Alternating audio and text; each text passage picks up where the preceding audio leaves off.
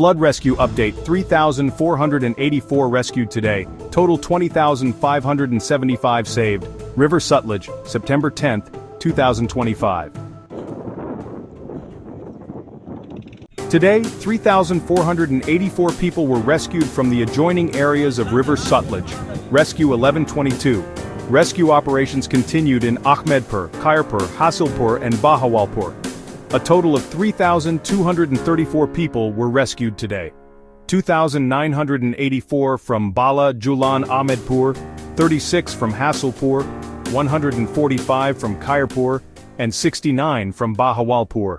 So far, 20,575 people have been rescued from the low-lying areas of River Sutlej.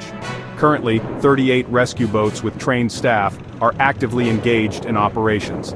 In case of emergency, call Rescue 1122 and make sure to share your location. Stay updated with the latest rescue operations and relief efforts. Subscribe to Shinrai Inspire Life for more updates.